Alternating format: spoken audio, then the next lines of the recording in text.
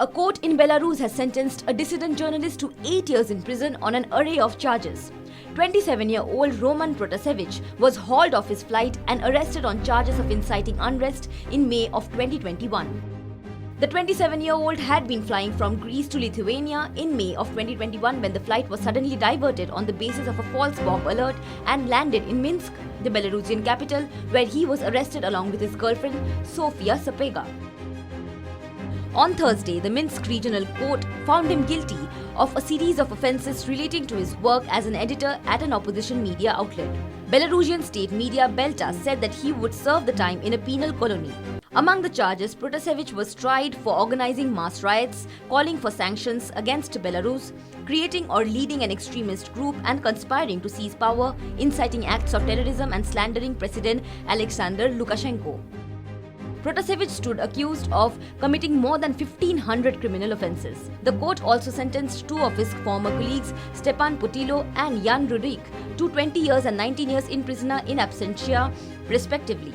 Protasevich is a co-founder and a former editor of the NEXTA channel on the messaging app Telegram, which has become a popular conduit for Lukashenko's foes to share information and organize demonstrations against the government.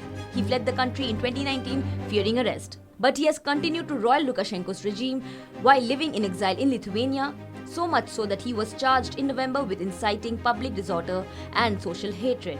As a teenager, Protasevich became a dissident, first drawing scrutiny from law enforcement. He was expelled from the Belarus State University for participating in a protest rally in 2011. Protasevich's attack back in 2021 caused international outcry and led to the EU imposing sanctions against the Belarusian leader Alexander Lukashenko. Western countries accused Belarus of hijacking the Ryanair plane under the pretext of the bomb threat. In May of last year, Sofia Sapega was sentenced to 6 years in jail for inciting discord. According to Belarus's independent Vyasna rights group, there are now 1,500 political prisoners in the country. Minsk, isolated for years, has become even more of a hermit internationally after suppressing the protests and allowing Russia to use its territory to launch the invasion of Ukraine on February 24th of last year. Subscribe to One India channel and never miss an update.